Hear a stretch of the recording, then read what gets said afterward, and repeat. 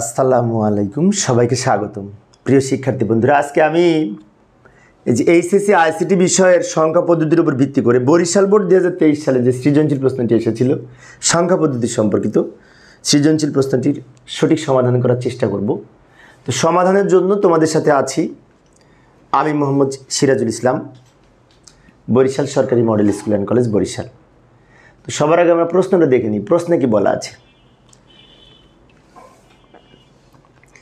এই যে বরিশাল বোর্ড 2023 সালের প্রশ্নটি আমি এখানে উপস্থাপন করলাম।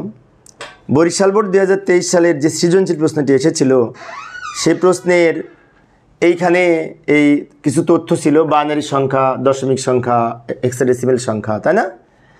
এবং এর উপরে গ এবং ঘ নং প্রশ্নের উত্তর দিতে হবে। ক এবং খ এই দুটো কিন্তু উদ্দীপক ছাড়াই দেওয়া যায়। তা আমরা আগে ক এবং খর প্রশ্নের উত্তর দিয়ে নিই, তারপরে উদ্দীপক পড়ে গ এবং ঘ সমাধান করার চেষ্টা করব। ক নম্বরে বলেছে ভিত্তি কি? তো ভিত্তি হচ্ছে কোনো সংখ্যায় যতগুলো মৌলিক প্রতীক ব্যবহার করা হয়, এইভাবে আমরা লিখতে পারি। সময় সেভ করার জন্য আমি একটু আগে লিখে রেখেছি, লক্ষ্য করি। ভিত্তি কি এইভাবে লিখতে পারি। কোনো সংখ্যার বেস বা ভিত্তি বলতে বোঝায় ওই সংখ্যা পদ্ধতিতে মোট চিহ্নের সমষ্টি। যেমন বাইনারিতে কয়টা প্রতীক ব্যবহার করি? 2টি, তাহলে বাইনারি ভিত্তি হচ্ছে 2। অক্টালে কয়টা প্রতীক ব্যবহার করি? 8টি, তাহলে অক্টালের ভিত্তি হচ্ছে 8। হেক্সাডেসিমালের 16টি, হেক্সাডেসিমালের ভিত্তি 16। দশমিক সংখ্যায় মোট 10টি প্রতীক, তাহলে দশমিক সংখ্যার ভিত্তি হচ্ছে 10। সেজন্য বলা হয়েছে কোনো সংখ্যা পদ্ধতির বেজ হলো ওই সংখ্যা পদ্ধতির মোট চিহ্নের সংখ্যা। এই যে নিচে একটু লিখে দিলাম, আমাদের এই অক্টাল সংখ্যা পদ্ধতির ভিত্তি 8, কারণ এখানে এই যে 0 থেকে 7 পর্যন্ত 8টা প্রতীক, সেজন্য এইভাবে ক নম্বরের উত্তর দিতে পারি। খ নম্বরের জন্য আবার উদ্দীপকে ফিরে যাব। খ নম্বরে বলেছে পৃথিবীর সব মাতৃভাষার বর্ণকে ইউনিকোড কম্পিউটারের বর্ণে পরিবর্তিত করেছে, ব্যাখ্যা করো। অর্থাৎ এইখানে বলছে ইউনিকোডের মাধ্যমে বিশ্বের সকল ভাষাকে কোডভুক্ত করা যায়, কম্পিউটারের অন্তর্ভুক্ত করা যায়, এই কথাটা বলেছে, ব্যাখ্যা করো। তার মানে কি? ইউনিকোডের গুরুত্ব ব্যাখ্যা করতে বলেছে, ইউনিকোডের গুরুত্ব ব্যাখ্যা করতে বলেছে। যাই সমাধান করার চেষ্টা করি। এই যে ইউনিকোড বিশ্বের সকল ভাষাকে কোডভুক্ত করেছে। ব্যাখ্যা নিম্নরূপ: বিশ্বের সকল ভাষাকে কম্পিউটারে লেখার জন্য যে কোড ব্যবহার করা হয় তাকে ইউনিকোড বলে। ইউনিকোডের পূর্ণরূপ হচ্ছে ইউনিভার্সাল কোড। এইভাবে আমরা ব্যাখ্যা লিখতে পারি। এরপর আরও লিখতে পারি, ইউনিকোড হচ্ছে 2 বাইট বা 16 বিট, 1 বাইটে 8 বিট, সেজন্য ইউনিকোড হচ্ছে 2 বাইট বা 16 বিটের কোড। 16 বিটের কোড যেহেতু, সেজন্য ইউনিকোড ব্যবহার করে টু দি পাওয়ার বিট মানে কি? টু দি পাওয়ার 16 সমান 65,536টি প্রতীক প্রকাশ করা যায়। ইউনিকোড যেহেতু 16 বিটের, তাই টু দি পাওয়ার 16 সমান 65,536টি প্রতীক প্রকাশ করা যায়।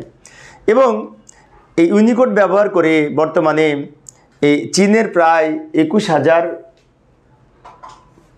ভাষার পাশাপাশি বিশ্বের প্রায় 39,000 ধরনের ভাষা অন্তর্ভুক্ত করা হয়েছে। এর মধ্যে বাংলাদেশ, এই যে চীন, জাপান, কোরিয়ার মতো বাংলাদেশও বর্তমানে ইউনিকোডের অন্তর্ভুক্ত হয়েছে।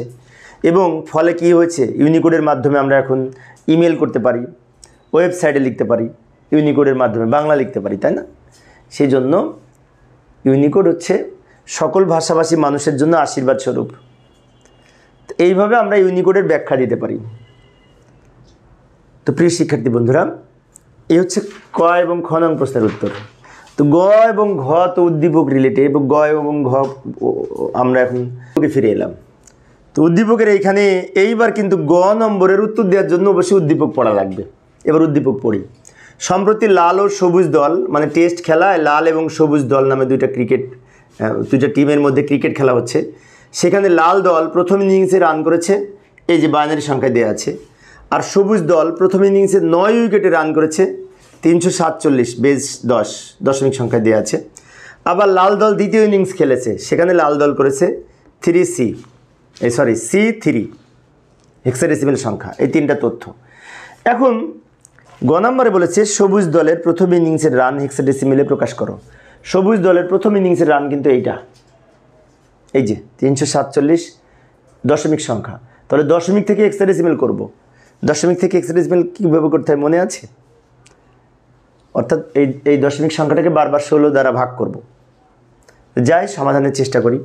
এই যে লক্ষ্য করি উত্তর গ, সবুজ দলের প্রথম ইনিংসে রান 347, এটি হেক্সাডেসিমেল নিম্নরূপ। 347 লিখে নিব, এখানে দাগ দিব, নিচে দাগ দিব, পাশে লিখব 16। 347কে 16 দ্বারা ভাগ করে ভাগফল পাবো এই যে আমি ভাগ করে নিলাম 16 দ্বারা, লক্ষ্য করি 347কে এই যে রাফ করে নিচ্ছি, এখানে ভাগ করে নিলাম। 347কে 16 দ্বারা ভাগ করে ভাগফল পেলাম 21, ভাগশেষ পেয়েছি 11। তো নিয়ম অনুযায়ী এই ভাগফল 21 প্রথমে লিখব আর ভাগশেষে 11 শেষে লিখব, এবং 11-র মান কিন্তু বি, হেক্সাডেসিমেল ভ্যালু বি, সেজন্য 11-র পাশে বি ব্র্যাকেট দিয়ে লিখে রাখতে পারি। এরপরে আবার এই 21কে ভাগ করব, 21কে 16 দিয়ে ভাগ করলে 16 একবার যাবে, তার মানে ভাগফল 1 আর ভাগশেষ 5 থেকে যাবে, তাই না? 21কে 16 দিয়ে ভাগ করলে ভাগফল 1, ভাগশেষ 5। এবার এই 1কেও আবার 16 দ্বারা ভাগ করব। 1কে 16 দ্বারা ভাগ করা যায় না, 1 ছোট 16 বড়, তখন এখানে যদি ভাগফল 0 নিই, এই 1 কিন্তু ভাগশেষ হিসেবে থেকে যাবে, যেটি শেষে লিখব। এবার নিচ থেকে উপরের দিকে যদি সাজিয়ে লিখি তাহলে উত্তর হবে 1,5B, ভিত্তি হবে এখানে 16, এবং এই সংখ্যাটির এইখানে যে বের করলাম সেক্ষেত্রে বাম দিকে যে প্রথম সংখ্যাটি লিখেছি হেক্সাডেসিমেল, সেটাকে বলা হয় MSD, যার পূর্ণরূপ হচ্ছে মোস্ট সিগনিফিক্যান্ট ডিজিট।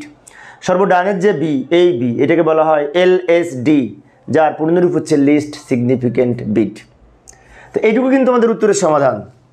অনেক শিক্ষার্থী মনে করতে পারে এটা কি করবো না, এটা আমি রাফ করেছি, এইটুকু মূলত উত্তরের প্রকৃত সমাধান।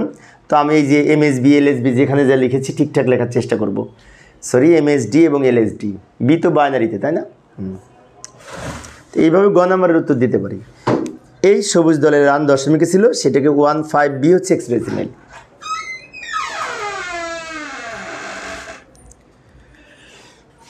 তো আবার আমরা উদ্দীপকে ফিরে যাব। ঘ নাম্বারে কি বলেছিল? ঘ নাম্বারে বলেছিল লাল দলের 2 ইনিংসের রানের যোগফল সবুজ দলের প্রথম ইনিংসের রানের চেয়ে কম না বেশি।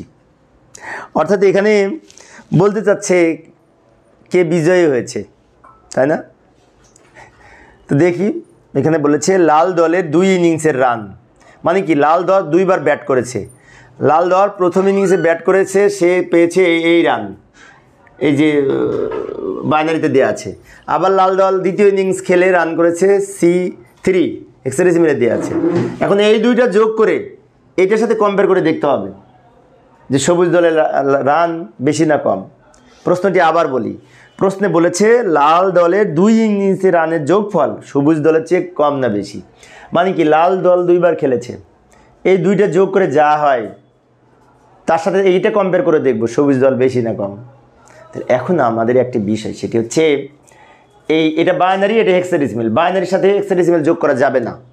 তাই আমরা একটা কাজ করতে পারি, সহজ নিয়মে যদি করতে হয়, এইটা তো দশমিকে দেয়া আছে, তাহলে এটাকেও দশমিকে রূপান্তর করব, বাইনারি থেকে দশমিক, এটাকেও বাইনারি থেকে দশমিক করব। তারপরে এই দুইটা দশমিক বের করে যে দুইটা উত্তর হবে সেই দুটো যোগ করব, যোগ করে সেটার সাথে যোগফলের সাথে এটার কম্পেয়ার করব, কম না বেশি। তাহলে আগে আমাদের এই দুটাকে দশমিকে রূপান্তর করতে হবে ডেসিমেলে। যাই ডেসিমেলে রূপান্তর করার জন্য আমরা ঘ নাম্বারের উত্তর এইভাবে সাজিয়ে লিখব। লাল দলের 2 ইনিংসের রানের যোগফল সবুজ দলের রান অপেক্ষা বেশি না কম তা জানার জন্য লাল দলের উভয় সংখ্যাকে দশমিকে রূপান্তর করতে হবে। এখন অনেক শিক্ষার্থীর মনে হতে পারে যে এইটুকু কি আমরা লিখব? ওই যে আমি প্রতিটি ক্লাসেই প্রায় বলে থাকি, আমি কিন্তু সুন্দর করে গুছিয়ে নোট করে দিই। সেজন্য আমরা যদি এইভাবে সুন্দর করে লিখি তো ফুল মার্কস পাবো। কি লিখব? লাল দল 2 ইনিংস খেলেছে, একবার বাইনারিতে দেওয়া আছে আর একটা হেক্সাডেসিমেলে দেওয়া আছে। ওই দুইটার সংখ্যাকে আমরা এই দশমিকে রূপান্তর করব, সেই কথাটা এখানে লিখে দিলাম। আচ্ছা, এইবার দশমিকে রূপান্তর করার জন্য আমরা তাহলে এখন ধাপে ধাপে দশমিক করি। প্রথমে লাল দলের প্রথম ইনিংসে রান, এটা দশমিকে রূপান্তর করব, এবং বাইনারি থেকে দশমিক করতে হলে মনে আছে কিভাবে করতে হবে? আইসিটির কিন্তু অঙ্কের বিভিন্ন নিয়ম, তা মনে রাখার জন্য প্র্যাকটিস করতে হবে। কোনো সংখ্যাকে দশমিকে রূপান্তর করতে হলে ওই সংখ্যার বেস দিয়ে গুণ হবে, 2 দিয়ে গুণ হবে। এই যদি বাইনারি সংখ্যাকে দশমিক করতে হবে, প্রত্যেককে 2 দিয়ে গুণ করে পাওয়ার লিখব। এখন মনে পড়েছে না? হ্যাঁ, লক্ষ্য করি এই যে 1 লিখবো, 1কে ভিত্তি 2 দ্বারা গুণ করব, যোগ। এই 1 লিখবো, 1কে ভিত্তি 2 দ্বারা গুণ করব, যোগ। এই 0 লিখবো, 0কে ভিত্তি 2 দ্বারা গুণ করব, যোগ। এই 1 লিখবো, 1কে ভিত্তি 2 দ্বারা গুণ করব, যোগ। এই 0কে ভিত্তি 2 দ্বারা গুণ করব, যোগ। এই 1কে ভিত্তি 2 দ্বারা গুণ করব, যোগ। 0কেও ভিত্তি 2 দ্বারা গুণ করব। অর্থাৎ প্রত্যেকটা প্রতীককে আমরা 2 দ্বারা গুণ করেছি। এবার পাওয়ার লিখব, এদিক থেকে এদিকে, এখান থেকে 0 1 2 3 4 5 6 পাওয়ার লিখলাম। এবার আমরা সরল করব। 2কে পাওয়ার 6 করলে 64 হয়, তাকে 1 দিয়ে গুণ করলে 64, যোগ। 2কে পাওয়ার 5 করলে 32, তাকে 1 দিয়ে গুণ করলে 32। এখানে 0 হবে, এখানে 8 হবে, এখানে 0 আছে সেজন্য 0 হবে, এখানে 2 হবে, এখানে 0 আছে তাই 0 হবে, এখানে 1 হয়, গুণ করে 0 দিয়ে গুণ করলে 0 হয়। সব যোগ করে পেলাম আমরা 106 রান করেছে। তাহলে লাল দল যে প্রথম ইনিংসে রান করেছিল সেটা বাইনারিতে, ওইটার সমতুল্য আমরা দশমিকে রূপান্তর করে দেখলাম। সে বাস্তবে সাধারণ সংখ্যায় 106 রান করেছে, করে অল আউট হয়েছে, তাই না লাল দল।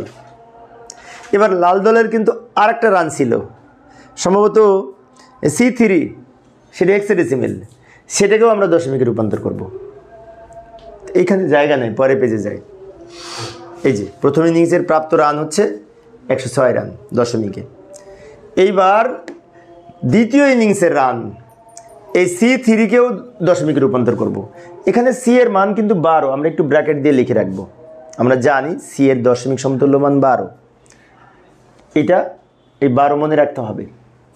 এবার এখান থেকে যদি আমরা দশমিকে রূপান্তর করি তাহলে এই প্রতীকগুলোকে 16 দ্বারা গুণ করব। যেমন C-কে 16 দ্বারা গুণ করব, কিন্তু C এর বাইনারি যে দশমিক যেহেতু 12, সেজন্য 12কে 16 দ্বারা গুণ করতে পারি। 12 গুণ 16 যোগ 3 গুণ 16, অর্থাৎ C এর মান 12, 12কে 16 দ্বারা গুণ করলাম বেস দ্বারা, আবার 3কেও 16 দ্বারা গুণ করলাম। এবার পাওয়ার লিখবো, এখানে 0, এখানে 1।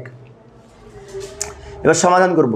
16কে পাওয়ার 1 করে 16ই হয়, তাকে 12 দিয়ে গুণ করলে 192 হবে, যোগ 16কে পাওয়ার 0 করলে 1 হয়, 1কে 3 দিয়ে গুণ করলে 3 হবে, 192 আর 3 যোগ করে 195 হলো। এটা দশমিক সংখ্যা। তাহলে লাল দল 2 বার রান করেছে। একবার করেছে প্রথম ইনিংসে, যেখানে 106 রান করেছিল, বের করলাম কিছুক্ষণ আগে। আর দ্বিতীয় ইনিংসে লাল দল 195 করেছে।